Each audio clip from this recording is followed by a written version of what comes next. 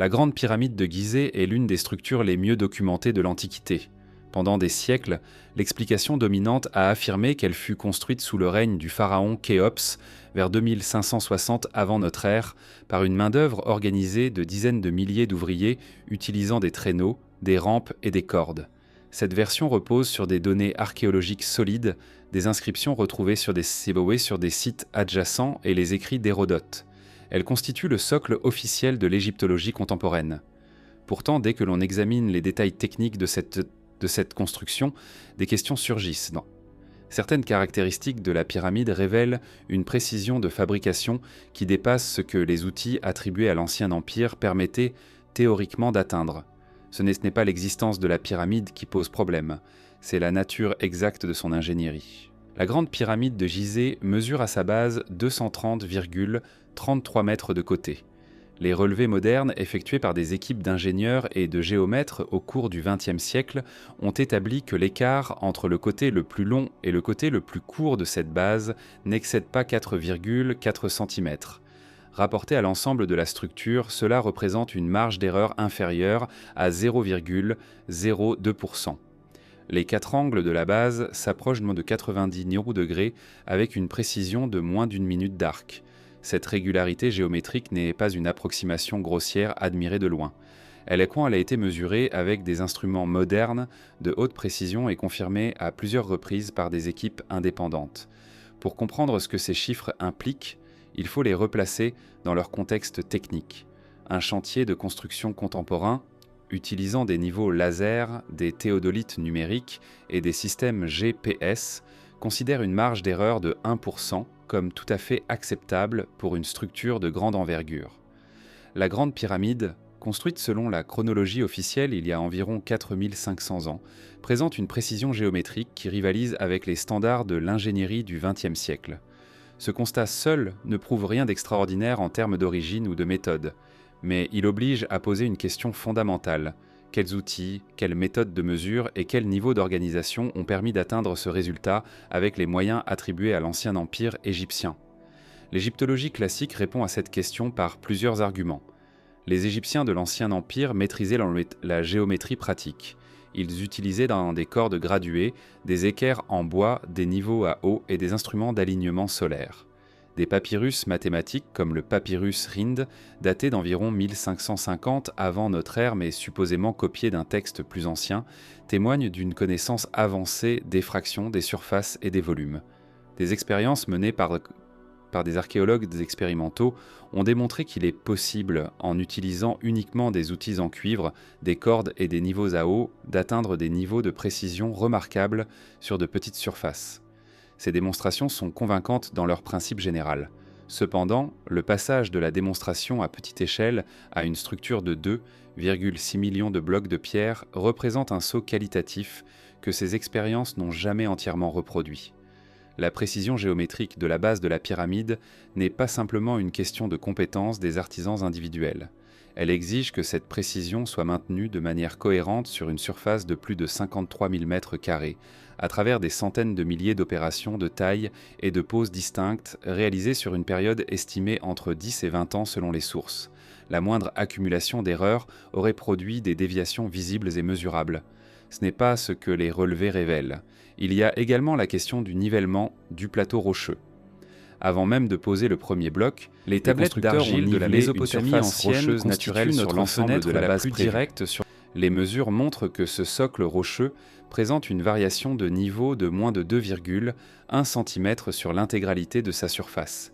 Sur une étendue de 53 000 m², obtenir un plan aussi régulier avec des niveaux à eau et des cordes représente en soi un défi technique considérable. Les ingénieurs modernes qui ont étudié cette caractéristique ont noté que, même aujourd'hui, niveler une telle surface avec cette précision sans équipement électronique demanderait une organisation logistique extrêmement sophistiquée. La question du poids total de la structure ajoute une autre dimension au problème. La Grande Pyramide pèse environ 6 millions de tonnes. Elle a été composée de blocs dont le poids moyen avoisine 2,5 tonnes, mais dont certains, notamment ceux situés dans les chambres intérieures et dans la chambre du roi, atteignent entre 25 et 80 tonnes. Ces blocs lourds ont été transportés, hissés et mis en place à des hauteurs variables, certains dépassant 40 mètres au-dessus du niveau du sol. L'explication par les rampes de construction, longtemps dominantes, se heurte à des contraintes physiques précises que les ingénieurs ont commencé à formaliser à partir des années 1980. Une rampe droite permettant d'atteindre le sommet de la pyramide, située à environ 146 mètres à l'origine, aurait dû mesurer entre 1 et 1,5 km de longueur pour maintenir une pente praticable. Sa construction aurait représenté un volume de matériaux comparable à celui de la pyramide elle-même, et aucune trace archéologique d'une telle rampe n'a été retrouvée. Des solutions alternatives ont été proposées. Rampe hélicoïdale enroulée autour de la structure, rampe interne, système de levier combiné. Chacune résout certains aspects du problème tout en créant de nouvelles difficultés. Ce n'est pas que l'ingénierie de la pyramide soit inexplicable dans l'absolu. C'est que chaque explication proposée laisse subsister des aspects spécifiques qui ne s'intègrent pas parfaitement dans le modèle général. Les données métriques de la Grande Pyramide ne constituent pas un mystère insoluble. Elles constituent un ensemble de contraintes précises que toute théorie sérieuse doit intégralement satisfaire, et qu'aucune théorie publiée à ce jour ne satisfait entièrement.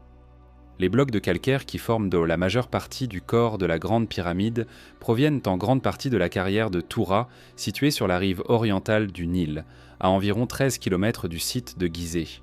Leur extraction, leur transport et leur mise en place sont relativement bien documentés. Ce sont ces blocs qui ont servi de base aux démonstrations archéologiques expérimentales les plus convaincantes. Mais la pyramide contient également une proportion significative de granit rose, extrait des carrières d'Assouan, situées à plus de 800 km au sud. Ce granit n'a pas simplement été transporté sur cette distance considérable. Il a été taillé, façonné et poli avec une précision qui pose des questions techniques d'une toute autre nature que le simple déplacement de masse. Les blocs de granit de la chambre du roi présentent des surfaces planes mesurées à moins de 0,5 mm de déviation sur des longueurs dépassant parfois 2 mètres. Les joints entre ces blocs sont si serrés qu'une lame de rasoir ne peut pas y être introduite. Cette caractéristique a été documentée par plusieurs ingénieurs et archéologues, dont l'ingénieur britannique Sir William Flinders Petrie, qui effectua des relevés minutieux de la pyramide à la fin du XIXe siècle.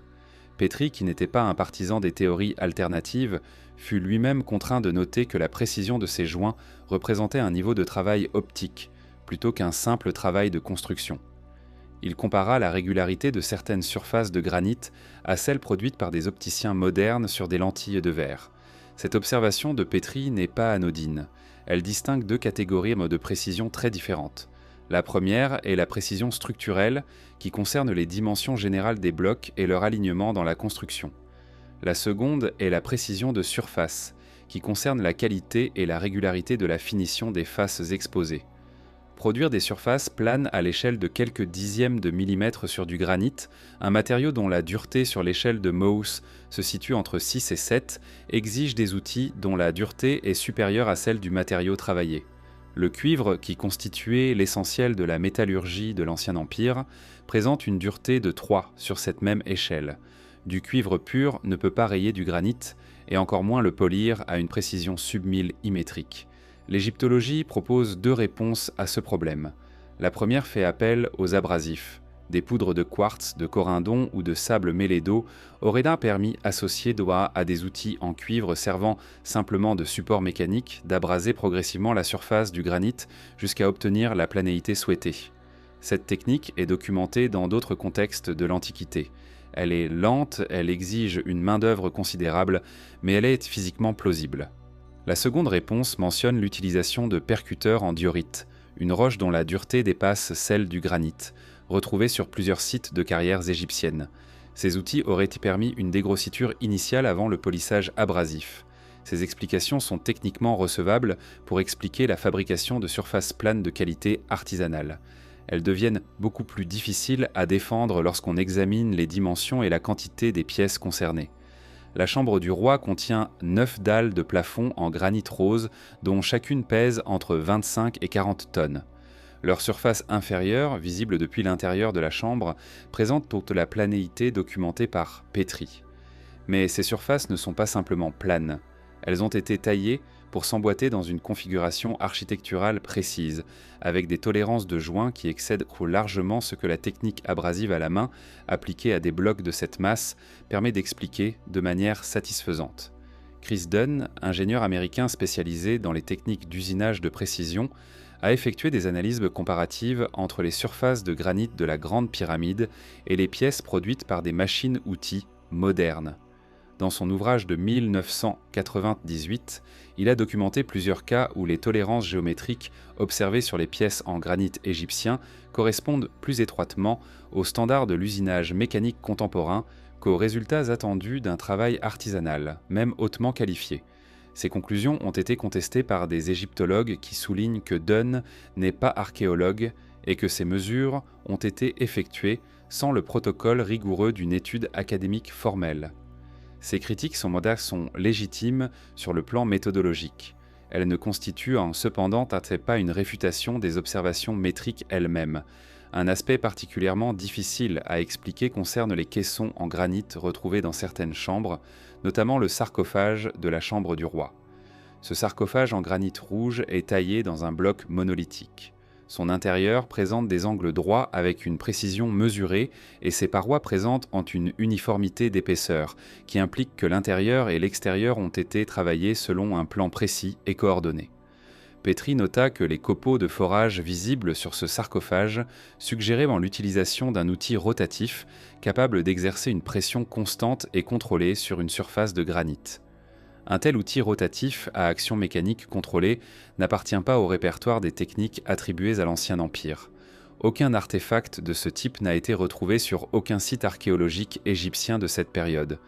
Ce hiatus entre les traces d'usinage observées sur les pièces en granit et les outils documentés par l'archéologie constitue l'un des points de friction les plus persistants dans le débat technique sur la construction de la pyramide.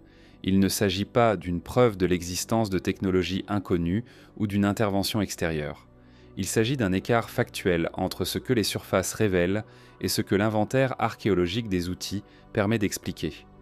Cet écart n'a pas été comblé par les recherches publiées à ce jour et il représente un terrain d'investigation légitime que l'archéologie expérimentale n'a pas encore entièrement exploré. L'archéologie de l'Ancien Empire égyptien a produit un inventaire relativement détaillé des outils utilisés sur les chantiers de construction de cette période. Des fouilles menées à Gizeh, à Saqqara et dans les carrières de Toura et d'Assouan ont mis au jour des ciseaux en cuivre, des scies en cuivre, des percuteurs en diorite et en quartzite, des cordes en fibres végétales, des traîneaux en bois et des niveaux à eau rudimentaires. Ces découvertes constituent la base matérielle sur laquelle l'égyptologie construit son modèle de construction. Elles représentent des preuves directes et incontestables de la boîte à outils disponible pour les bâtisseurs de l'Ancien Empire. Le problème qui se pose n'est pas l'existence de ces outils, c'est leur suffisance technique face aux exigences spécifiques que la Grande Pyramide impose. Un ciseau en cuivre peut tailler du calcaire tendre. Il ne peut pas tailler du granit avec la précision documentée sur les pièces intérieures de la pyramide. Une scie en cuivre, même associée à un abrasif de sable humide, peut couper du calcaire. La même scie appliquée au granit progresse à une vitesse extrêmement lente, s'use rapidement et ne produit pas des surfaces planes régulières sur de grandes longueurs sans intervention de redressement nombreuses. Ces limitations physiques ne sont pas des hypothèses théoriques. Elles ont été testées expérimentalement et documentées dans plusieurs études publiées. Dennis Stokes, chercheur britannique spécialisé dans l'archéologie expérimentale, a consacré plusieurs années à reproduire les techniques de taille de pierre de l'Égypte ancienne avec des répliques d'outils en cuivre. Ces expériences ont démontré que des artisans habiles peuvent produire des résultats remarquables sur du calcaire et même sur des roches plus dures, à condition de disposer du temps et de la quantité d'abrasifs suffisants. Mais Stokes lui-même a reconnu que ces expériences ne permettaient pas de reproduire les tolérances les plus serrées observées sur les pièces en granit de la Grande Pyramide. La différence entre ce qu'il pouvait reproduire expérimentalement et ce que la pyramide présente reste mesurable, même si elle est difficile à quantifier précisément. Un autre domaine où l'inventaire des outils connus crée des difficultés concerne le forage. La Grande Pyramide et d'autres structures de la même période présentent des trous cylindriques forés dans du granit et du basalte.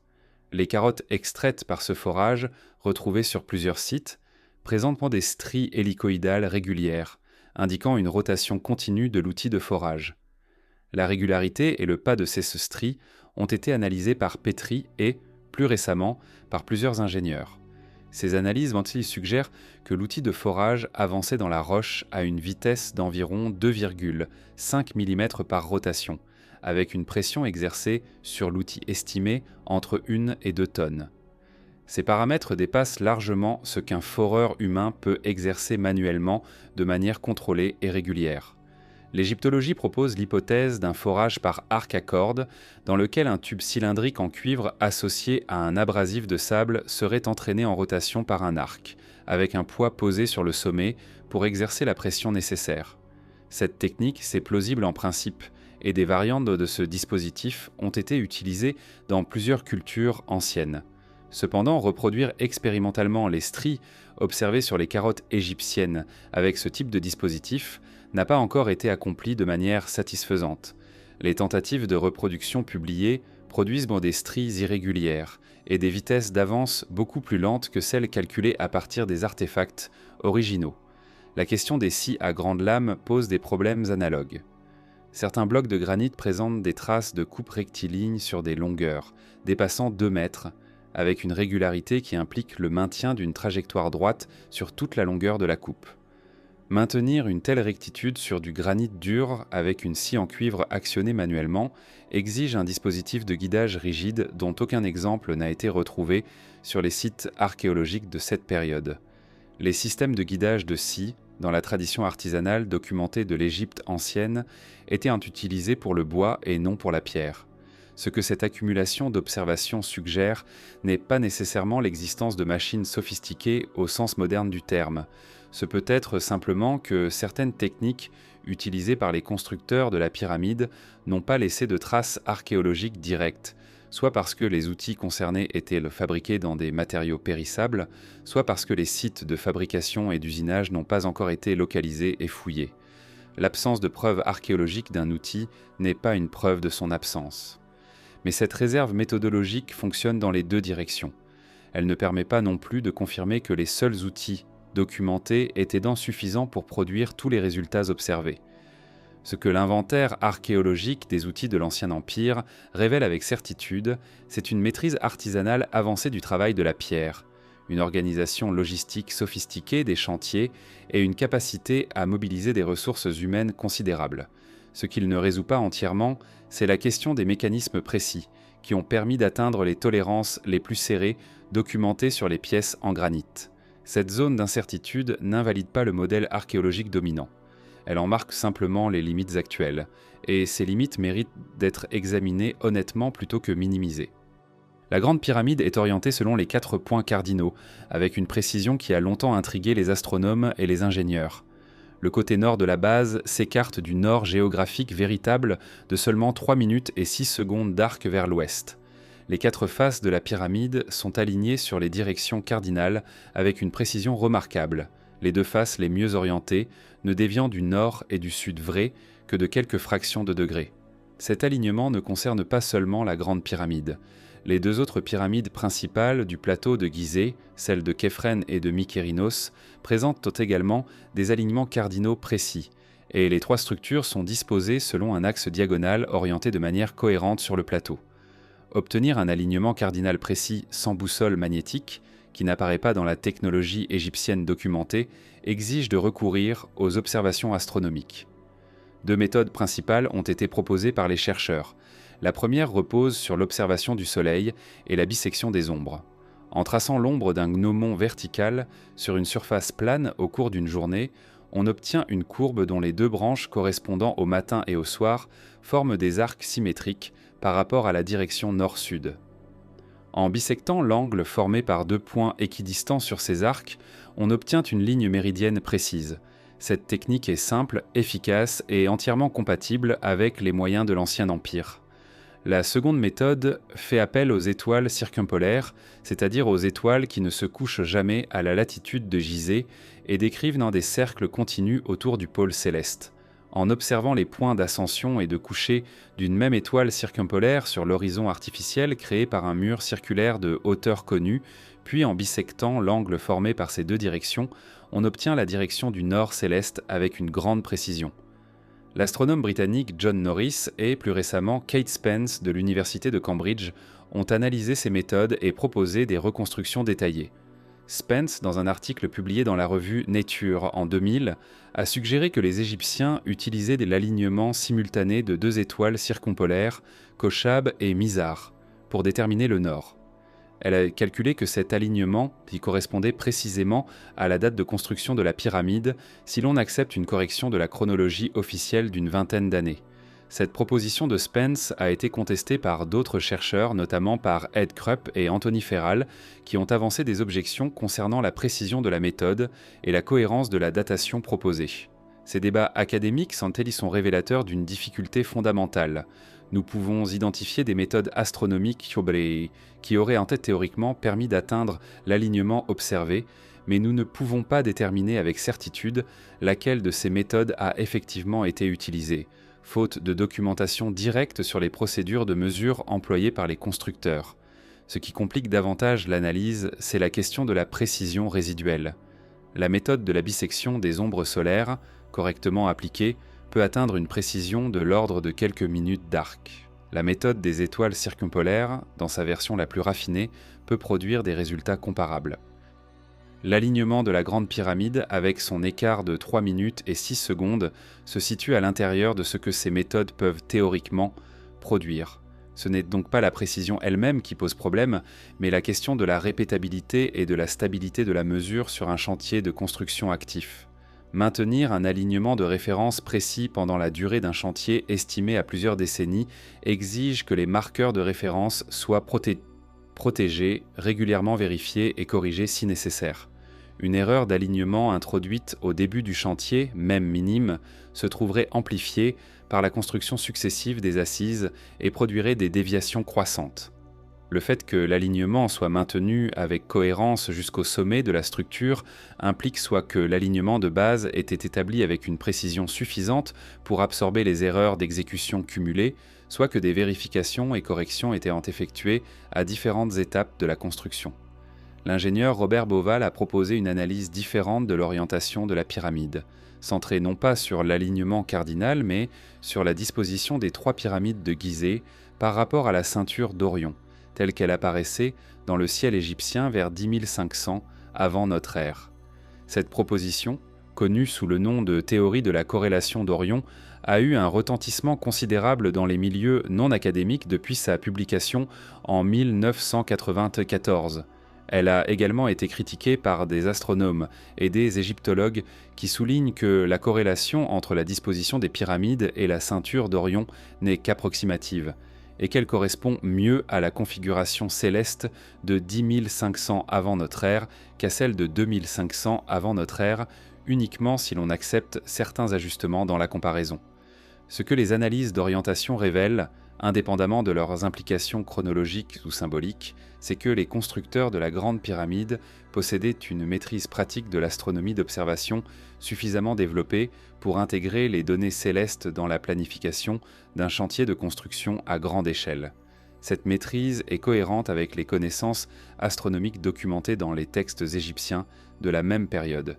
Ce qui reste à préciser, c'est la nature exacte des instruments et des procédures qui ont permis de traduire cette maîtrise théorique en résultats géométriques mesurables sur le terrain.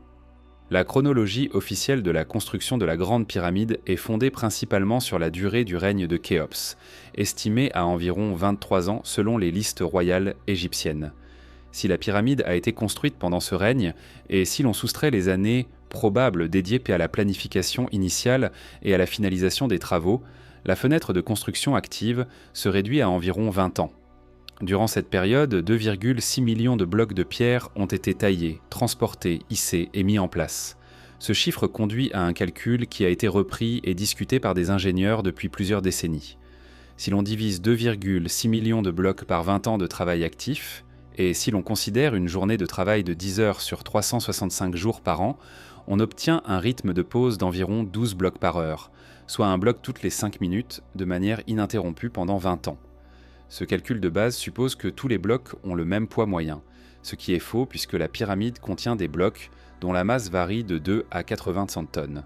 Il suppose également que les opérations de taille à la carrière, de transport sur le Nil, de déchargement sur le site et de mise en place se déroulent de manière parfaitement synchronisée, sans temps mort. Dans les conditions d'un chantier réel, ces hypothèses bolédées sont irréalistes. Les égyptologues répondent à ce problème par l'argument de la massification des effectifs. Si suffisamment d'ouvriers travaillant simultanément à chaque étape de la chaîne logistique, le rythme global peut atteindre les chiffres requis. Le site de Gizeh a livré les restes d'une ville ouvrière capable d'accueillir et de nourrir plusieurs milliers de travailleurs permanents.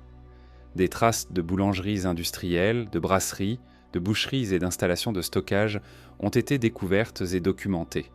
Ces découvertes, réalisées principalement par Zahi Hawass et son équipe dans les années 1990 et 2000, constituent une réfutation solide de la théorie des esclaves et démontrent l'existence d'une main-d'œuvre organisée, nourrie et logée par l'État. Mais la question n'est pas seulement celle du nombre d'ouvriers, c'est celle de la coordination physique des opérations sur un chantier d'une complexité sans précédent. Mark Lehner, l'un des archéologues les plus réputés spécialistes du plateau de Gizeh, a proposé un modèle de construction basé sur des équipes de travail tournantes, combinant des ouvriers permanents hautement qualifiés et des contingents temporaires fournis par les différentes provinces égyptiennes dans le cadre d'obligations de service public. Ce modèle est cohérent avec les données archéologiques et administratives disponibles. Il explique de manière satisfaisante les aspects généraux de la logistique de construction.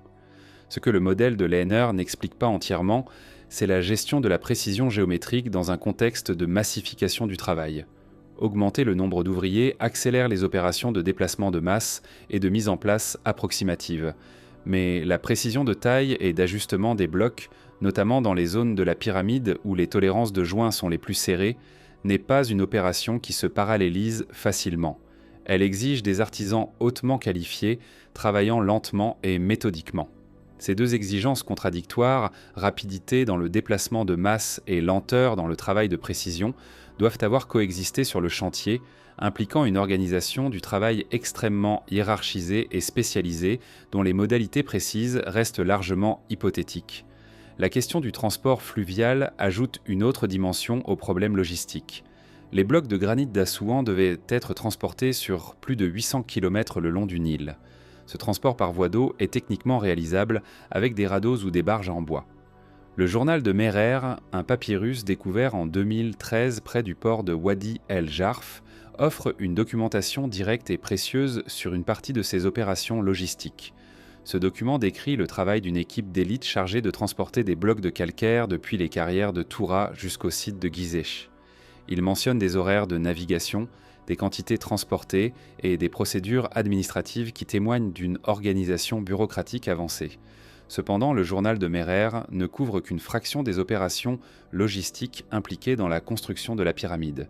Il ne documente pas le transport du granit depuis Assouan, ni les opérations de hissage des blocs lourds, ni les procédures de taille et d'ajustement de précision. L'existence de ce document est une preuve précieuse de l'organisation logistique de l'Ancien Empire, mais il ne résout pas la totalité des questions posées par les contraintes temporelles et physiques de la construction. Ce que les calculs logistiques révèlent avec certitude, c'est que la construction de la grande pyramide dans la fenêtre temporelle proposée implique un niveau d'organisation industrielle qui n'a pas de précédent, documenté dans aucune autre civilisation de la même période, et dont les mécanismes précis continuent de faire l'objet de débats parmi les spécialistes. L'intérieur de la Grande Pyramide révèle une complexité architecturale qui contraste fortement avec l'apparence extérieure monolithique de la structure. La pyramide contient au moins 3 chambres principales, reliées par des couloirs étroits et des puits verticaux, ainsi qu'un réseau de canaux d'aération dont la fonction précise continue de faire l'objet de débats. La chambre la plus basse, parfois appelée chambre souterraine, est creusée directement dans le rocher de fondation, à environ 30 mètres sous la base de la pyramide. La chambre de la reine est située au niveau 20 de la pyramide, directement sur son axe central. La chambre du roi occupe le centre géométrique supérieur de la structure, à environ 43 mètres de hauteur. Ce qui distingue cet agencement intérieur de toute autre structure funéraire connue de l'Ancien Empire, c'est son caractère évolutif apparent. Les études architecturales menées par des ingénieurs et des archéologues ont conduit à l'hypothèse que le plan intérieur de la pyramide a été modifié à plusieurs reprises pendant la construction. La chambre souterraine, inachevée selon la plupart des experts, aurait d'abord été conçue comme la chambre funéraire principale, avant que le plan ne soit révisé en faveur de la chambre de la reine, puis à nouveau en faveur de la chambre du roi. Cette séquence de révision implique soit que la conception était délibérément progressive, soit qu'elle reflétait des contraintes imprévues apparues au cours du chantier. La chambre du roi elle-même présente des caractéristiques architecturales qui ont été analysées sous différents angles. Elle mesure environ 10,47 mètres de longueur sur 5,23 mètres de largeur et ses parois sont construites en granit rose d'Assouan. Son plafond est formé par les 9 dalles de granit déjà mentionnées pour leur précision de surface. Au-dessus de ce plafond, 5 chambres de décharge découvertes pour la première fois par Howard Vyse en 1837 répartissent le poids colossal des assises supérieures de la pyramide sur les parois latérales de la chambre principale, évitant que ce poids ne soit supporté directement par le plafond.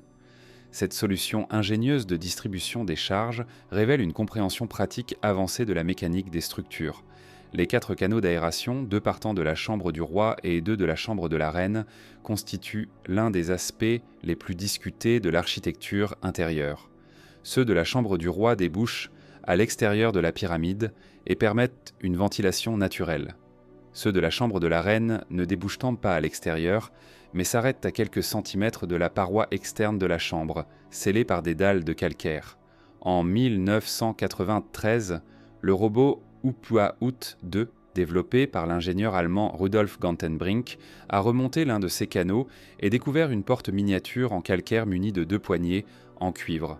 En 2002, un second robot a foré un trou dans cette porte et révélé une petite chambre vide derrière elle ainsi qu'une seconde porte. Ces explorations ont démontré que l'architecture intérieure de la pyramide est plus complexe que ce qui était connu jusque-là. La fonction de ces canaux reste débattue. L'hypothèse la plus répandue les interprète comme des canaux symboliques permettant à l'âme du pharaon de rejoindre les étoiles circumpolaires et la ceinture d'Orion, conformément aux croyances religieuses de l'Ancien Empire documentées dans les textes des pyramides. Cette interprétation est cohérente avec le contexte culturel et religieux connu. Cependant, la précision de l'orientation de ces canaux, vérifiée par Gantenbrink à l'aide d'un inclinomètre, révèle qu'ils pointent vers des positions stellaires spécifiques avec une précision qui exige des calculs astronomiques préalables et une exécution technique rigoureuse. Creuser 4 canaux rectilignes à travers des dizaines de mètres de maçonnerie, en maintenant une inclinaison constante et une direction précise, représente en soi une performance d'ingénierie dont la méthode exacte n'est pas documentée. Sous la pyramide, les relevés géophysiques réalisés au cours des dernières décennies ont révélé des anomalies dans la tjostok, dans la structure du socle rocheux, qui suggèrent la présence de cavités ou de structures non encore explorées. Une étude de 2017 utilisant la technique de la muographie, qui consiste à mesurer l'absorption des muons cosmiques par la masse de la pyramide, a identifié une cavité volumineuse au-dessus du grand couloir. Cette découverte, publiée dans la revue Nature, a été annoncée comme la première grande structure inconnue identifiée dans la pyramide depuis le XIXe siècle. Les auteurs de l'étude ont volontairement évité de spéculer sur la nature ou la fonction de cette cavité, se limitant à confirmer son existence et ses dimensions approximatives. La pyramide contient donc au moins une structure architecturale significative, qui n'a pas encore été examinée directement, ce qui impose une certaine humilité sur toute affirmation de connaissance complète de l'édifice. Le grand couloir de la Grande Pyramide est une galerie ascendante qui s'étend sur environ 47 mètres de longueur avec une inclinaison de 26 degrés. Sa hauteur intérieure atteint 8,74 mètres et sa largeur à la base est d'environ 2,06 mètres. Ces proportions font du grand couloir la plus haute galerie connue de toute l'architecture de l'Ancien Empire et sa construction révèle des solutions techniques qui n'ont pas d'équivalent documenté dans aucune autre structure de la même période.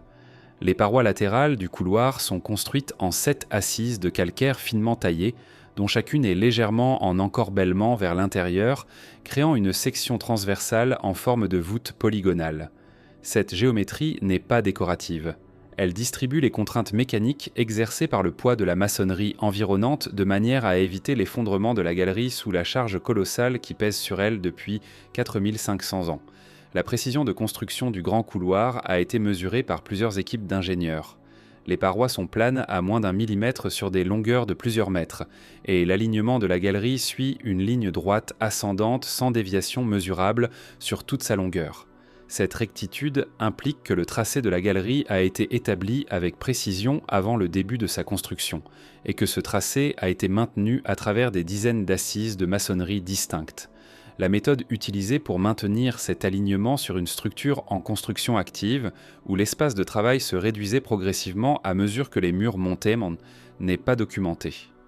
Les niches rectangulaires creusées dans les parois du grand couloir constituent un autre élément architectural dont la fonction a fait l'objet de nombreuses interprétations.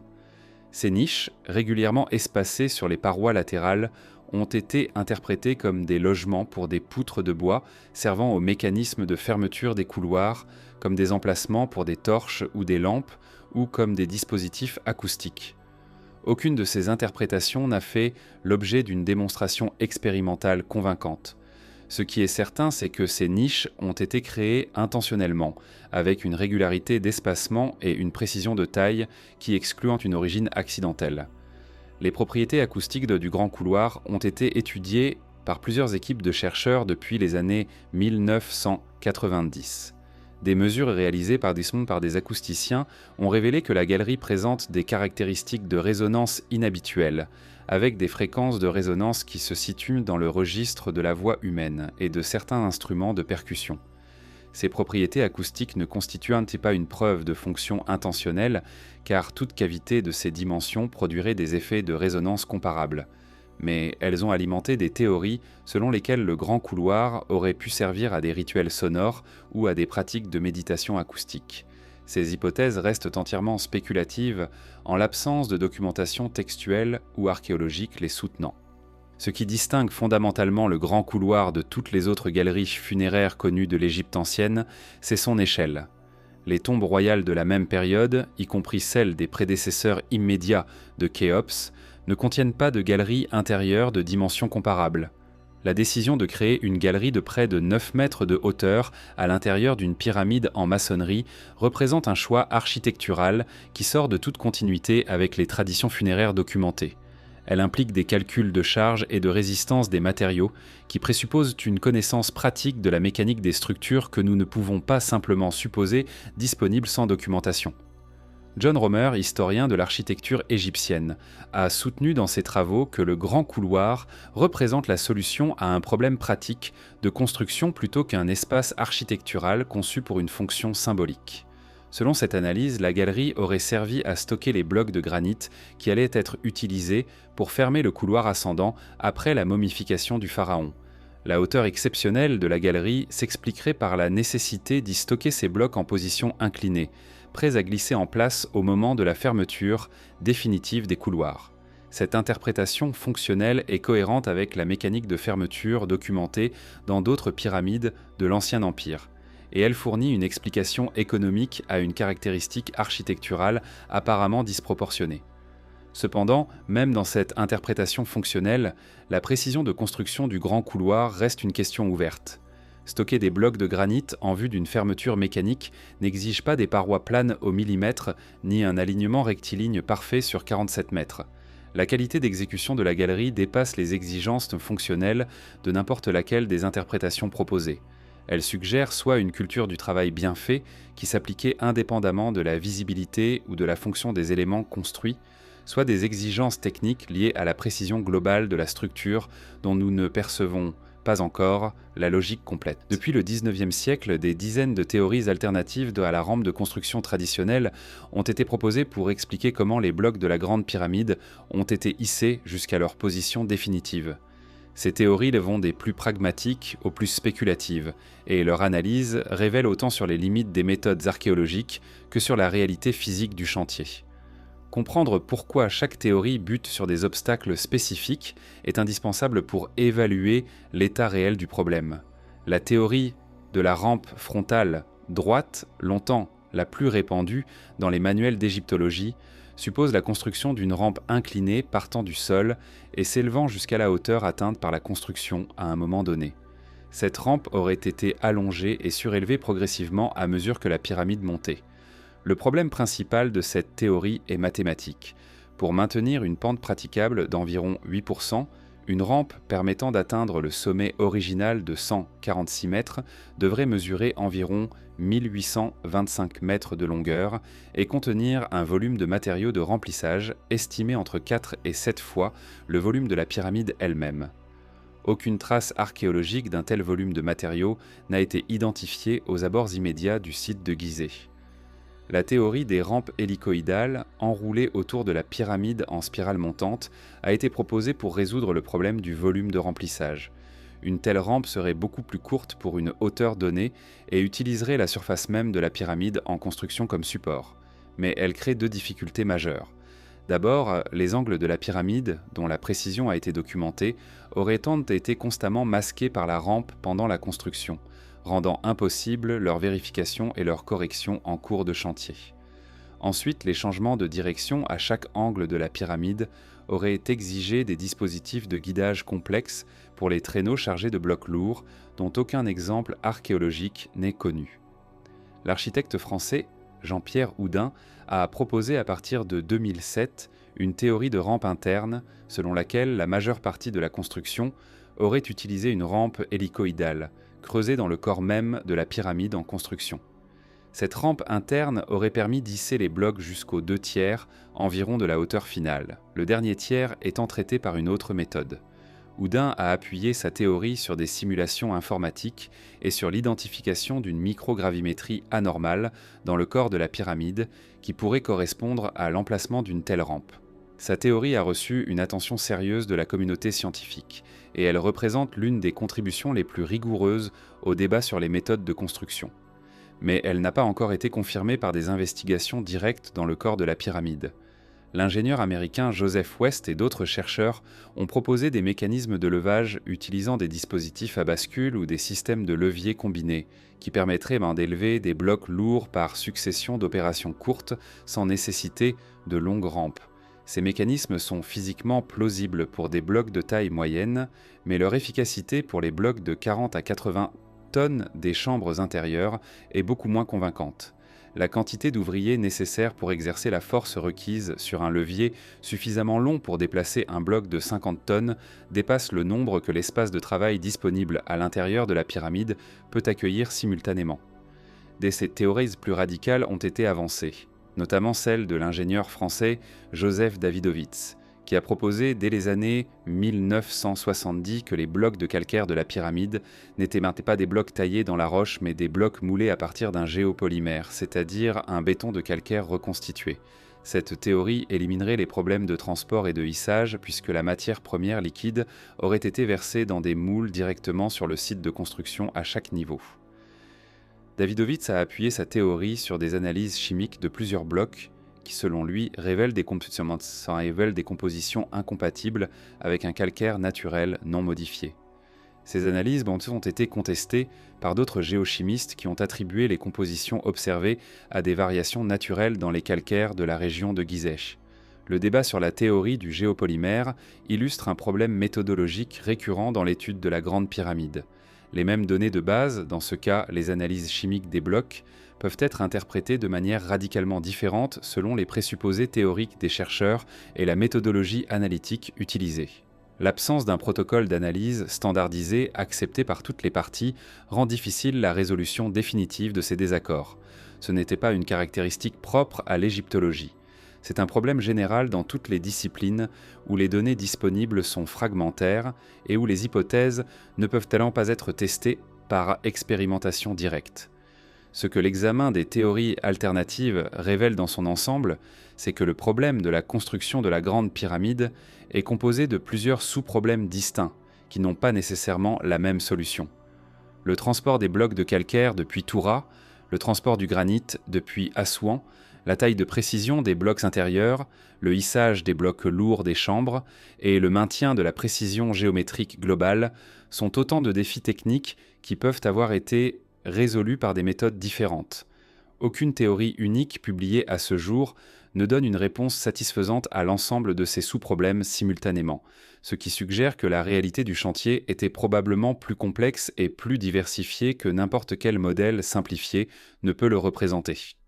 Parmi les éléments les plus difficiles à intégrer dans le modèle conventionnel de construction de la Grande Pyramide, les traces d'usinage observées sur certaines pièces en pierre occupent une place particulière. Ces traces ne sont pas présentes sur l'ensemble de la structure.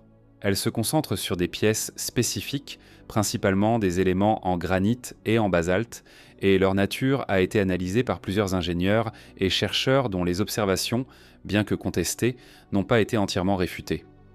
La première catégorie de traces concerne les marques de scie. Plusieurs blocs et dalles de granit associés aux structures du plateau de Gizeh présentent des surfaces de coupe rectilignes dont la régularité et la longueur ont été analysées par Petrie dès la fin du XIXe siècle.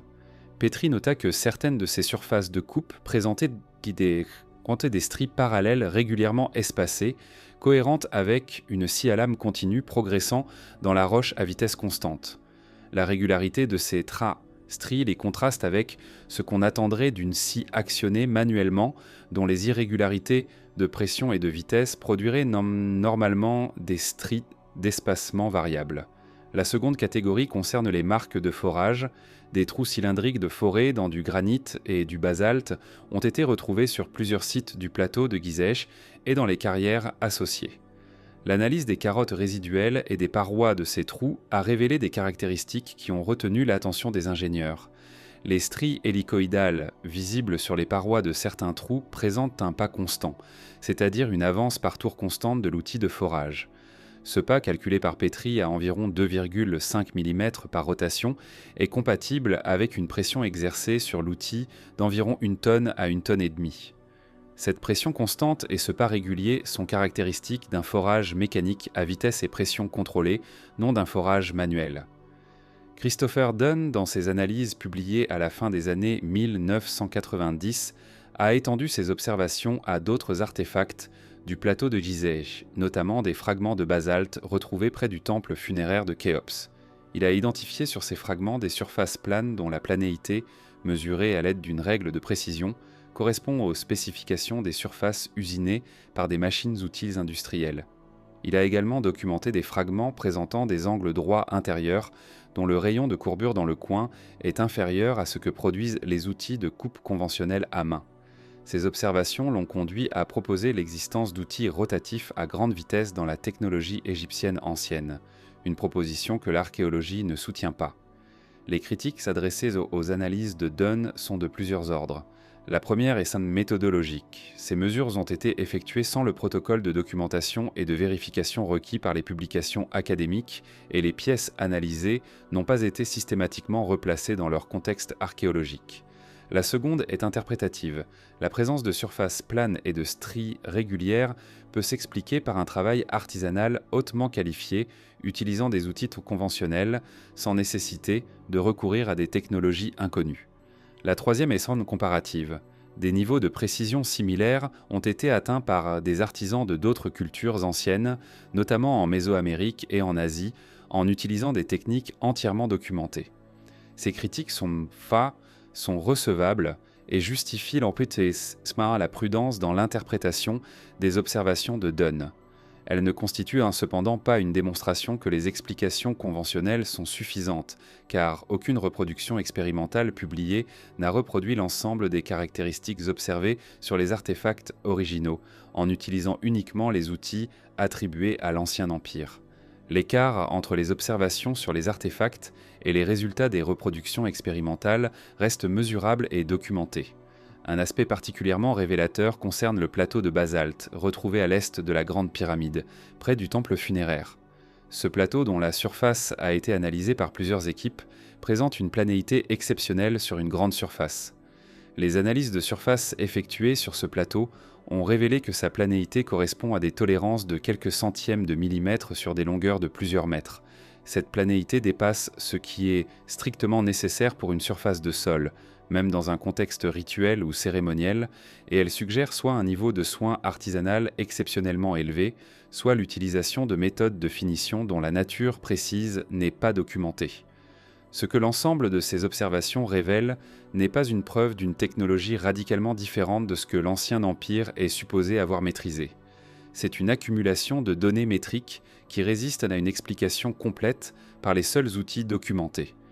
Cette résistance est significative non pas parce qu'elle démontre quelque chose d'extraordinaire, mais parce qu'elle marque une frontière précise au-delà de laquelle les modèles existants perdent leur pouvoir explicatif. C'est à cette frontière que la recherche honnête doit s'arrêter plutôt que de la franchir dans l'une ou l'autre direction sans données supplémentaires. En 2013, une équipe d'archéologues dirigée par Pierre Talley de l'université Paris-Sorbonne a mis au jour dans le port antique de Wadi El Jarf, sur les rives de la mer Rouge, un ensemble de papyrus constituant la plus ancienne archive papyrologique connue au monde. Parmi ces papyrus, ceux attribués à un fonctionnaire nommé Merer constituent le document le plus directement pertinent jamais découvert pour la compréhension des opérations logistiques liées à la construction de la Grande Pyramide. Le journal de Merer, comme il est désormais appelé dans la littérature archéologique, couvre une période d'environ 3 mois et décrit avec une précision remarquable les activités quotidiennes d'une équipe d'élite de travailleurs et de navigateurs sous les ordres de Merer. Le document décrit principalement le transport de blocs de calcaire blanc depuis les carrières de Toura, situées sur la rive orientale du Nil, en face de l'actuelle ville du Caire, jusqu'au port de Gizeh. Les blocs étaient chargés sur des bateaux à fond plat, transportés le long du Nil, puis transférés dans un système de canaux intérieurs qui amenait les matériaux directement au pied du plateau de construction. Le journal mentionne explicitement la pyramide de Khéops, sous son nom égyptien antique, Akhet Khufu, et fait référence à un haut fonctionnaire nommé Ankaf, identifié par les égyptologues comme le demi-frère de Khéops et directeur des travaux de construction. Ces mentions constituent la preuve documentaire directe la plus solide disponible à ce jour de l'implication de l'administration de Khéops dans la construction de la Grande Pyramide. L'importance de cette découverte pour l'égyptologie est considérable. Elle confirme l'attribution de la pyramide à Khéops, déjà soutenue par d'autres sources mais jamais aussi directement documentée. Elle révèle le niveau de sophistication bureaucratique et logistique de l'administration de l'Ancien Empire, capable de coordonner des opérations de transport maritime, fluvial et terrestre à grande échelle avec une efficacité documentée. Elle fournit des données précises sur les volumes transportés, les durées des trajets et les procédures administratives de contrôle qui permettent de calibrer les estimations sur les rythmes de construction. Sur tous ces points, le journal de Merer constitue une avancée majeure dans la compréhension de la construction de la Grande Pyramide. Cependant, il importe d'examiner précisément ce que ce document ne dit pas, non pour minimiser son importance, mais pour éviter de lui attribuer un pouvoir explicatif qui dépasse son contenu réel. Le journal de Merer documente exclusivement le transport de calcaire blanc, depuis Toura. Il ne couvre pas le transport du granit depuis Assouan, qui représente le défi logistique le plus complexe en termes de distance et de poids des charges. Il ne documente pas les opérations de taille en carrière, ni les procédures de mise en place des blocs sur le site, ni les méthodes de hissage utilisées pour élever les matériaux aux différents niveaux de la construction. La période couverte par le journal est également limitée à environ 3 mois sur une durée de construction estimée à plusieurs décennies. Les informations qu'il fournit sont donc représentatives d'une phase spécifique et d'une catégorie spécifique d'opérations logistiques. Elles permettent des extrapolations raisonnables sur l'organisation générale du chantier, mais ces extrapolations restent des inférences et non des données directes. Le fait que l'administration de l'Ancien Empire était capable d'organiser efficacement le transport de calcaire depuis Toura ne démontre pas automatiquement qu'elle disposait des méthodes nécessaires pour résoudre tous les autres problèmes techniques posés par la construction de la pyramide.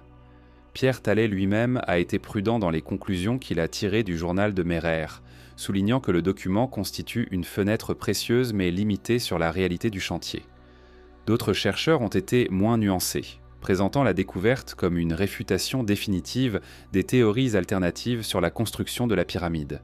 Cette présentation est problématique car le journal de Merer ne couvre pas les aspects techniques spécifiques qui sont au cœur des questions non résolues. Confirmer que les Égyptiens transportaient pas du calcaire en bateau depuis Toura ne répond pas aux questions sur la précision des surfaces de granit ou sur la méthode de hissage des blocs lourds des chambres intérieures. Ce que le journal de Merer révèle avec le plus de clarté, c'est peut-être la sophistication organisationnelle et administrative de l'Ancien Empire. L'existence d'un système de comptabilité journalière détaillé, d'une hiérarchie administrative clairement définie avec des rôles spécialisés et d'une logistique intégrant plusieurs modes de transport sur de grandes distances, démontre que la civilisation égyptienne de l'Ancien Empire possédait les capacités organisationnelles nécessaires pour coordonner un chantier de la complexité de la Grande Pyramide. Cette démonstration est précieuse et elle renforce la crédibilité générale du modèle archéologique dominant. Mais la capacité organisationnelle et la capacité technique sont deux dimensions distinctes du problème, et la première ne résout pas automatiquement les questions posées par la seconde. Depuis les années 1970, plusieurs équipes scientifiques ont appliqué des techniques géophysiques non invasives à l'étude de la Grande Pyramide et du plateau de Gizeh, avec pour objectif d'identifier des structures ou des cavités non encore découvertes par les méthodes archéologiques conventionnelles. Ces investigations ont utilisé successivement la prospection électromagnétique, la sismique réfraction, la radar géopénétrant, la microgravimétrie et, plus récemment, la myographie. Les résultats de ces études ont été inégaux en termes de qualité et de reproductibilité, mais plusieurs anomalies significatives ont été identifiées et publiées dans des revues scientifiques à comité de lecture. La première campagne systématique d'exploration géophysique de la Grande Pyramide fut conduite dans les années 1970 par une équipe conjointe de l'université de Waseda au Japon et des autorités égyptiennes. Cette équipe utilisa des techniques électromagnétiques pour sonder les parois et le sol de la pyramide. Leurs résultats suggérèrent la présence de plusieurs anomalies pouvant correspondre à des cavités. Mais la résolution limitée des instruments de l'époque et les difficultés d'interprétation des données dans un milieu aussi complexe que le corps d'une pyramide rendirent à leurs conclusions provisoires. Ces travaux pionniers furent donc suivis par d'autres campagnes utilisant des technologies progressivement plus performantes. Dans les années 1980 et 1990, des équipes françaises et américaines utilisèrent des techniques de radar géopénétrant et de microgravimétrie pour explorer le plateau de Gizeh. La microgravimétrie mesure les variations locales du champ gravitationnel terrestre, qui peuvent révéler la présence de cavités ou de structures de densité différentes de la roche environnante. Ces études identifièrent plusieurs anomalies gravitationnelles dans le sous-sol du plateau, notamment sous la Grande Pyramide et dans les zones situées entre les trois pyramides principales. L'interprétation de ces anomalies est délicate car elles peuvent correspondre à des variations naturelles dans la géologie locale, aussi bien qu'à des structures artificielles. La découverte la plus spectaculaire de la période récente résulte d'une étude publiée en novembre 2017 dans la revue Nature par une collaboration internationale incluant des chercheurs français, japonais et canadiens, travaillant dans le cadre du projet Scan Pyramids. Cette étude utilisa la technique de la myographie, qui consiste à détecter les muons cosmiques, des particules subatomiques produites par les interactions des rayons cosmiques dans la haute atmosphère qui traversent la matière en étant progressivement absorbées en fonction de la densité du milieu traversé. En plaçant des détecteurs de muons à différents endroits dans et autour de la pyramide, les chercheurs purent cartographier la distribution de masse interne de la structure avec une résolution suffisante pour identifier des vides significatifs. Les résultats de cette étude révélèrent la présence d'une cavité volumineuse d'au moins 30 mètres de longueur située au-dessus du grand couloir. Cette cavité, désignée par les auteurs de l'étude sous le terme neutre de Big Void, présente une section transversale similaire à celle du grand couloir et une orientation parallèle à la galerie ascendante principale. Son volume est estimé à au moins 167 mètres cubes, ce qui en fait la structure interne la plus importante découverte dans la pyramide depuis les chambres de décharge au-dessus de la chambre du roi, identifiée par Howard Wise au XIXe siècle. Les auteurs de l'étude furent explicitement prudents dans leurs conclusions, indiquant que la nature exacte de cette cavité, qu'il s'agisse d'une galerie, d'une chambre, d'une série de petits espaces ou d'une construction architecturale d'un type inconnu, ne peut pas être déterminée par les seules données myographiques. Ils soulignèrent également que la résolution de leur technique ne permet pas d'exclure que cette anomalie corresponde à plusieurs petites cavités plutôt qu'à un espace unique. La découverte fut diversement accueillie par la communauté égyptologique. Certains chercheurs la considèrent comme une indication de la présence d'une structure architecturale intentionnelle encore inexplorée. D'autres suggèrent qu'elle pourrait correspondre à une rampe de construction interne du type proposé par Houdin. Et d'autres encore avancent sur des explications géologiques naturelles. Zahi Hawass, ancien ministre des Antiquités égyptiennes et l'une des figures les plus influentes de l'égyptologie contemporaine, exprima des réserves sur les conclusions de l'étude Scan Pyramids, suggérant que les anomalies identifiées pourraient décorrespondre à des vides naturels dans la maçonnerie plutôt qu'à des espaces intentionnellement ménagés. Il souligne également que les techniques géophysiques non invasives ne peuvent pas se substituer à l'exploration directe pour confirmer la nature des anomalies identifiées et que toute exploration directe dans le corps de la pyramide exigerait une autorisation des autorités égyptiennes et un protocole archéologique rigoureux. Cette position institutionnelle a eu pour effet de retarder les investigations de suivi qui permettraient de confirmer ou d'infirmer les conclusions de l'étude de 2017. Ce que les résultats cumulés des investigations géophysiques révèlent, c'est que notre connaissance de l'architecture intérieure de la Grande Pyramide est encore incomplète. La pyramide contient au moins une structure volumineuse qui n'a pas encore été examinée directement, et potentiellement d'autres anomalies dans le socle rocheux sous-jacent dont la nature reste indéterminée. Cette incomplétion de la connaissance est un fait établi qui devrait inviter à une plus grande modestie dans les affirmations définitives sur la construction et la fonction de la structure, qu'elles viennent du modèle archéologique dominant ou des théories alternatives. La Grande Pyramide n'est pas une anomalie isolée dans le panorama de l'architecture monumentale ancienne. La même période chronologique approximative, entre 3000 et 2000 avant notre ère, a vu la construction de structures monumentales sur plusieurs continents, certaines présentant des caractéristiques techniques qui posent des questions similaires à celles soulevées par la pyramide de Gizeh. Examiner ces parallèles ne revient pas à établir des connexions directes entre des cultures séparées par des milliers de kilomètres, mais à identifier les constantes et les variations dans les défis techniques que l'architecture monumentale ancienne imposait à ses constructeurs et à évaluer dans quelle mesure les solutions apportées étaient indépendantes ou convergentes. Stonehenge, dans le sud de l'Angleterre, fut construit par phases successives entre environ 3000 et 1500 avant notre ère. Sa phase la plus célèbre, caractérisée par les grands trilithes en grès de Sarsen et les pierres bleutes d'origine galloise, présente des défis logistiques et techniques significatifs. Les pierres de Sarsen, dont certaines pèsent jusqu'à 25 tonnes, ont été transportées depuis les carrières de Marlborough Downs, à environ 30 km du site. Les pierres bleues, dont certaines pèsent entre 2 et 5 tonnes, provenaient des Cham des montagnes Preseli au pays de Galles, à environ 250 km. Les linteaux horizontaux des trilithes sont façonnés avec des tenons et des mortaises, une technique de menuiserie appliquée à la pierre qui témoigne d'une précision de taille et d'une planification architecturale élaborée.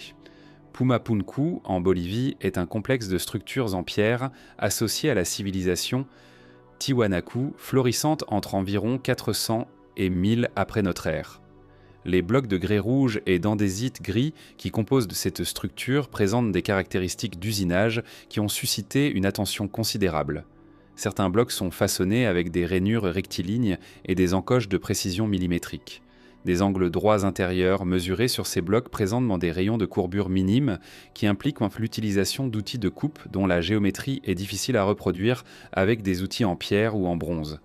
Des surfaces planes sur ces blocs ont été mesurées avec des tolérances comparables à celles documentées sur les pièces en granit de Gizeh.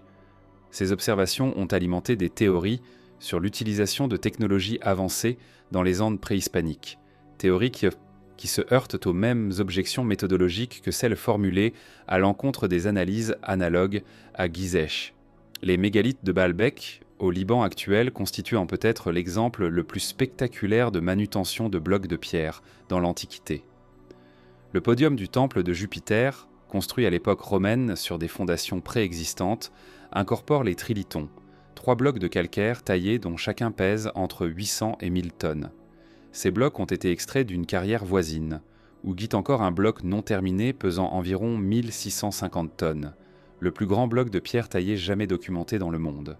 Leur transport, même sur une courte distance, et leur mise en place précise dans la maçonnerie du podium posent donc des problèmes de mécanique et de logistique dont aucune solution pleinement satisfaisante n'a encore été proposée, en utilisant les moyens attribués aux constructeurs romains ou pré-romains.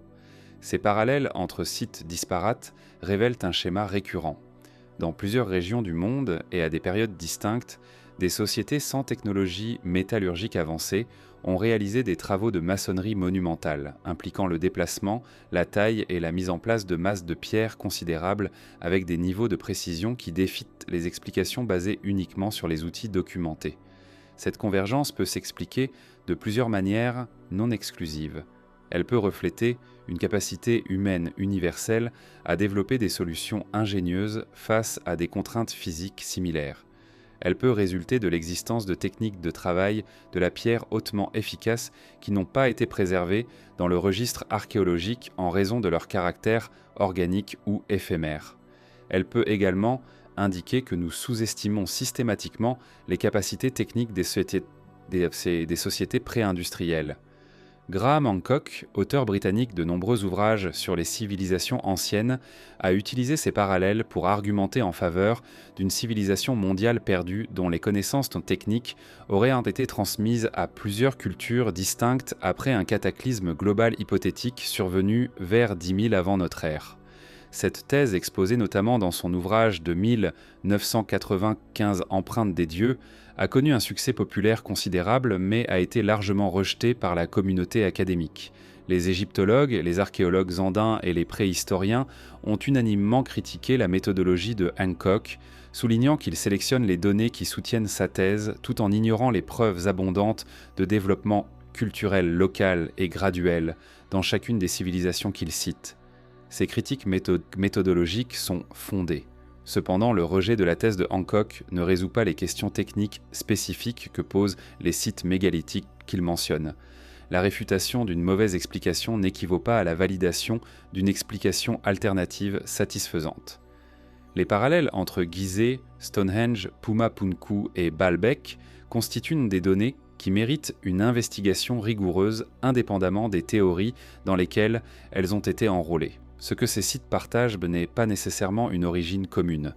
C'est une série de questions techniques similaires auxquelles l'archéologie expérimentale et l'ingénierie historique n'ont pas encore apporté de réponse entièrement satisfaisante. Depuis au moins le XIXe siècle, des chercheurs ont proposé que les proportions de la Grande Pyramide reflètent que délibérément des constantes mathématiques avancées, encodant dans sa géométrie des connaissances qui auraient dû être inaccessibles aux bâtisseurs de l'Ancien Empire selon le modèle académique dominant. Ces propositions ont donné naissance à un corpus de littérature varié, allant des analyses mathématiques rigoureuses aux spéculations numériques les plus libres. Démêler ce qui relève d'une observation géométrique légitime de ce qui relève de la surinterprétation est un exercice nécessaire mais délicat. La relation la plus fréquemment citée concerne le nombre pi. Si l'on divise le périmètre de la base de la Grande Pyramide par sa hauteur d'origine, on obtient un résultat très proche de 2pi, soit environ 6,2832. Le périmètre de base de la pyramide est d'environ 920 et 1,45 mètres, et sa hauteur d'origine est estimée à 146,5 mètres. Le rapport de ces deux dimensions donne 6,289, ce qui s'écarte de 2pi de moins de 0,1%. Cette approximation de pi dans les proportions de la pyramide a été interprétée par certains chercheurs comme la preuve que les Égyptiens de l'Ancien Empire connaissaient et utilisaient très délibérément ce rapport plusieurs siècles avant son apparition documentée dans les textes mathématiques grecs et égyptiens.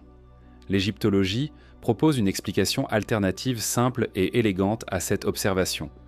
Si les constructeurs ont utilisé un rouleau de mesure pour déterminer les dimensions horizontales de la pyramide, puis une pente correspondant à une inclinaison de 7 palmes pour 4 coudées, le rapport pi apparaît naturellement dans les proportions résultantes sans que les constructeurs aient eu besoin de connaître ou d'utiliser ce nombre explicitement.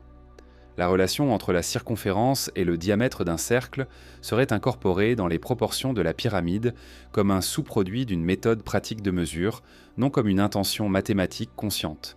Cette explication est parcimonieuse et cohérente avec les méthodes de mesure documentées dans les textes mathématiques de l'Ancien Empire.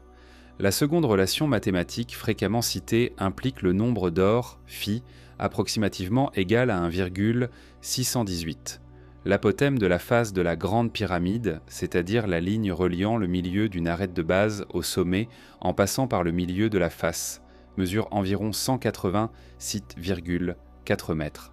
Le rapport entre cet apothème et la moitié de la longueur de la base, soit environ 115,2 mètres, donne un résultat d'environ 1,618, soit phi à moins de 0,1% près.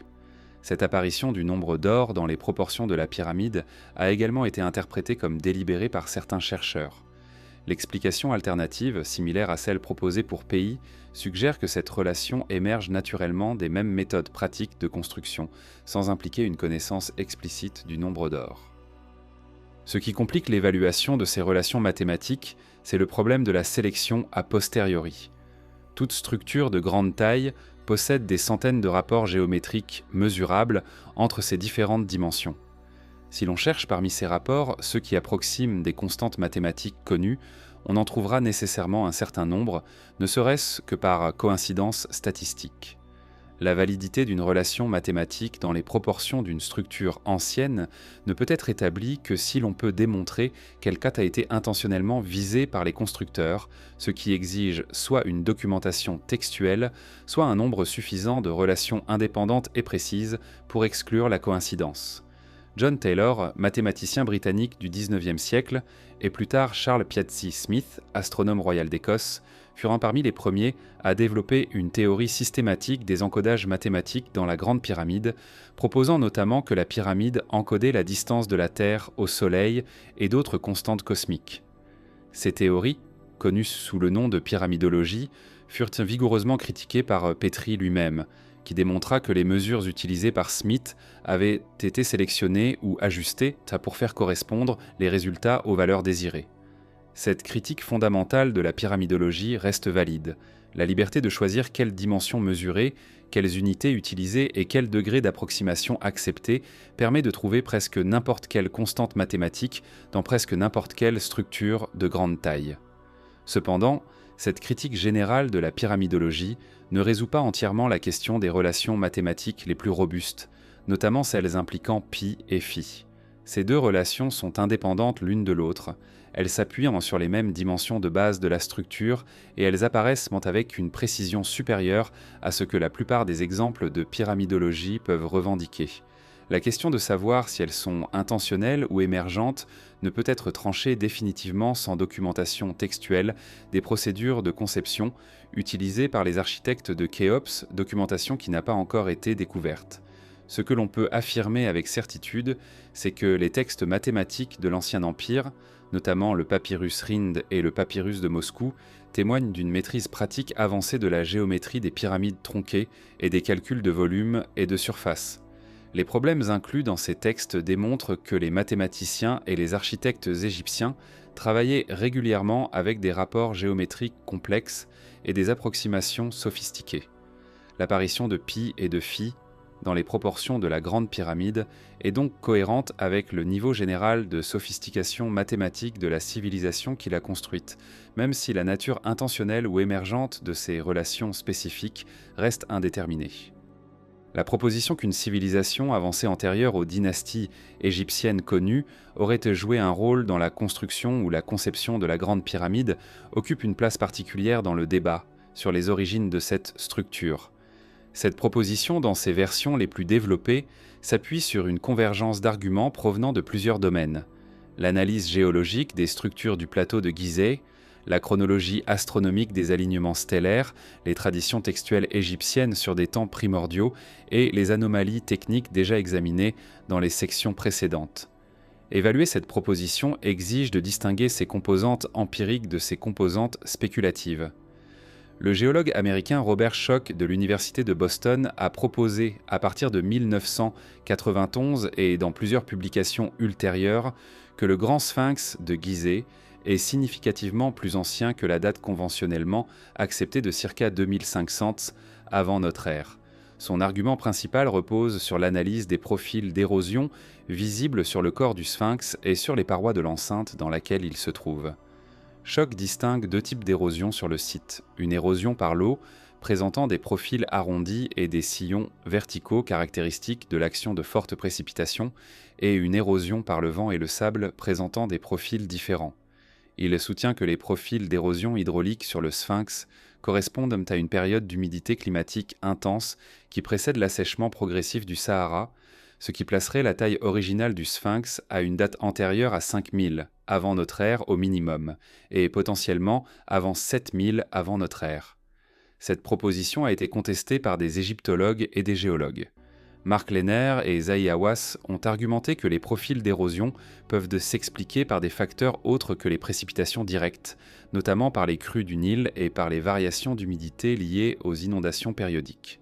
D'autres géologues, comme James Harrell, ont soutenu que l'érosion hydraulique observée sur le Sphinx est cohérente avec les conditions climatiques connues pour la période de l'Ancien Empire et ne nécessite pas de dater la structure à une époque antérieure.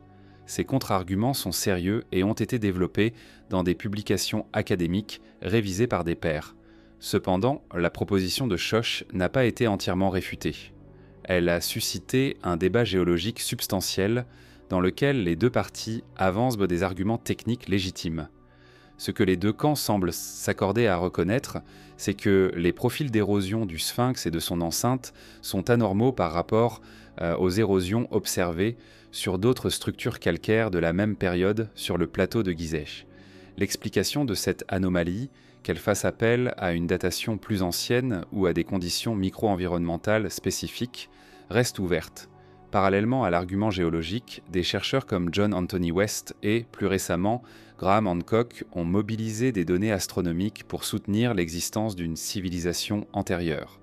La théorie de la corrélation d'Orion de Robert Bauval, mentionnée précédemment, a été développée pour soutenir que la disposition des 3 pyramides de Gizeh correspond à la configuration de la ceinture d'Orion, telle qu'elle apparaissait dans le ciel vers 10 500 avant notre ère, une date qui coïncide avec la fin du dernier maximum glaciaire.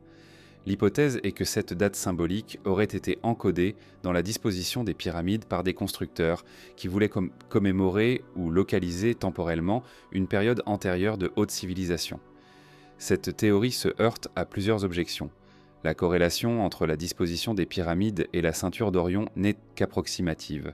Le rapport des distances entre les pyramides ne correspond pas exactement aux magnitudes relatives des étoiles et l'orientation de la disposition pyramidale par rapport à l'équateur correspond à celle de la ceinture d'Orion en 10 500 avant notre ère seulement, si l'on tient compte de la précession des équinoxes, ce qui implique que les constructeurs auraient calculé cette précession sur des millénaires. Les astronomes qui ont analysé cette théorie soulignent que la corrélation améliore à mesure que l'on recule dans le temps, ce qui pourrait simplement refléter la manière dont la précession des équinoxes modifie l'orientation des configurations stellaires. Sur le plan archéologique, l'hypothèse d'une civilisation antérieure à 10 000 avant notre ère laissant des traces architecturales au niveau de complexité attribuées à Gizeh se heurte à l'absence totale de preuves corroborantes. Aucun site archéologique fouillé jusqu'à présent ne révèle de restes d'une telle civilisation. Les recherches de la seconde moitié du XXe siècle ont considérablement étendu notre connaissance des cultures humaines de la période 15 000 à 5 000 avant notre ère, et aucune d'entre elles ne présente de caractéristiques compatibles avec une capacité à construire des structures de la complexité de la Grande Pyramide. La découverte de Göbekli Tepe en Turquie, datée d'environ 9600 avant notre ère, et présentant des structures de pierre monumentales de haute sophistication symbolique, a parfois été invoquée comme une preuve de l'existence de civilisations complexes antérieures aux dates conventionnellement acceptées. Göbekli Tepe est indiscutablement une découverte majeure qui a substantiellement modifié notre compréhension de la complexité sociale préagricole, mais ces structures, bien que remarquables pour leur époque, n'atteignent pas le niveau d'ingénierie de précision documenté à Gizeh. Göbekli Tepe démontre que des sociétés de chasseurs-cueilleurs pouvaient développer une architecture monumentale et une organisation sociale complexe, sans pour autant constituer une preuve de la technologie spécifique impliquée dans la construction de la Grande Pyramide. Après un siècle et demi d'investigations archéologiques, géophysiques, mathématiques et techniques, la Grande Pyramide de Gizeh demeure l'une des structures anciennes les plus scrutées et les moins complètement expliquées au monde. Il ne s'agit pas d'un mystère au sens romantique du terme, ni d'une anomalie inexplicable qui exige de recourir à des agents surnaturels ou extraterrestres pour être comprise. C'est un problème scientifique et technique complexe dont plusieurs dimensions restent ouvertes en raison de limitations méthodologiques, de lacunes dans le registre archéologique et d'un écart persistant entre les capacités techniques documentées de l'Ancien Empire et certaines caractéristiques précises de la structure. L'état actuel de la recherche peut être décrit avec précision en distinguant ce qui est fermement établi, ce qui reste probable mais non démontré, et ce qui demeure genuinement incertain. Dans la première catégorie, plusieurs éléments sont solidement fondés. La Grande Pyramide a été construite sous le règne de Khéops, vers 2560 avant notre ère, par une administration égyptienne centralisée utilisant une main-d'œuvre organisée et nourrie par l'État. Le journal de Merer, les inscriptions des tombes ouvrières et les restes archéologiques du village des travailleurs de Gizeh constituent dans des preuves directes et convergentes de cette attribution. L'égyptologie a également solidement établi que les Égyptiens de l'Ancien Empire possédaient enfin une maîtrise avancée de la géométrie pratique, de l'astronomie d'observation et de l'organisation logistique à grande échelle. Dans la seconde catégorie, plusieurs éléments sont plausibles et cohérents avec les données disponibles sans être entièrement démontrés. La construction par des équipes de travailleurs tournantes utilisant des rampes, des traîneaux et des leviers est la théorie la plus compatible avec l'ensemble des preuves archéologiques connues, même si sa mise en œuvre précise reste hypothétique. L'orientation astronomique de la pyramide résulte vraisemblablement d'une méthode d'observation des étoiles circumpolaires ou du Soleil, mais la méthode exacte n'est pas documentée. La précision géométrique de la base a probablement été obtenue par une combinaison de niveaux à haut de cordes graduées et de vérifications répétées au cours de la construction. Dans la troisième catégorie, les questions genuinement ouvertes sont plus nombreuses qu'un exposé superficiel de l'archéologie conventionnelle ne le laisserait croire. La méthode exacte de hissage et de mise en place des blocs de granit de 25 à 80 tonnes dans les chambres intérieures n'est pas établie. Les techniques de taille permettant d'obtenir les tolérances de surface les plus serrées, documentées sur les pièces en granit, ne sont pas entièrement expliquées par les outils connus. La nature et la fonction de la cavité volumineuse, identifiée par myographie au-dessus du grand couloir, restent indéterminées. Les anomalies géophysiques dans le sous-sol du plateau de Gizeh n'ont pas été entièrement explorées. Et la question de la suffisance des méthodes conventionnelles pour reproduire expérimentalement toutes les caractéristiques techniques de la structure reste sans réponse définitive. Ces questions ouvertes n'ont pas toutes la même importance ou la même profondeur. Certaines, comme la méthode de hissage des blocs lourds, sont des problèmes d'ingénierie qui pourraient entendre être résolus par une investigation expérimentale plus systématique. D'autres, comme la nature de la cavité identifiée par myographie, nécessitent des explorations directes dont les autorisations et les protocoles sont encore en discussion. D'autres encore, comme les techniques exactes de finition des surfaces de granit, exigent encore des analyses de métriques plus précises et des reproductions expérimentales plus rigoureuses que celles publiées jusqu'à présent. La polarisation du débat entre défenseurs rigides du modèle conventionnel et promoteurs de théories alternatives a eu des effets négatifs sur la qualité de l'investigation scientifique. Du côté conventionnel, la tendance à minimiser ou à ignorer les anomalies techniques documentées au nom d'un refus de légitimer les théories alternatives a parfois conduit à des affirmations qui dépassent ce que les données soutiennent réellement. Du côté alternatif, la tendance à interpréter toute anomalie inexpliquée comme une preuve de technologie secrète ou de civilisation perdue a produit un corpus de littérature dans lequel la rigueur méthodologique est sacrifiée à l'effet rhétorique. Les chercheurs qui ont produit les avancées les plus significatives dans la compréhension de la Grande Pyramide au cours des dernières décennies, tels que Mark Lehner, Pierre Talley, Jean-Pierre Houdin, Kate Spence et les équipes du projet Scan Pyramids, ont en commun d'avoir appliqué des méthodes rigoureuses à des questions précises sans préjuger des résultats. Cette approche patiente et méthodique est la seule qui puisse progressivement réduire les zones d'incertitude qui entourent encore cette structure. Ce qui rend la Grande Pyramide scientifiquement fascinante, au-delà de son caractère monumental et de sa longévité extraordinaire, c'est précisément qu'elle résiste à une explication complète malgré l'accumulation de connaissances que lui ont consacrées des générations de chercheurs. Cette résistance n'est pas une invitation à abandonner le cadre rationnel de l'investigation scientifique. C'est une indication que les capacités humaines de l'Antiquité étaient plus complexes, plus variées et plus riches que les modèles simplifiés dont nous nous contentons parfois. La Grande Pyramide ne demande pas qu'on l'explique par des interventions extraordinaires, elle demande qu'on lui consacre l'attention rigoureuse que sa complexité mérite, sans fermer prématurément les questions que cette complexité pose encore.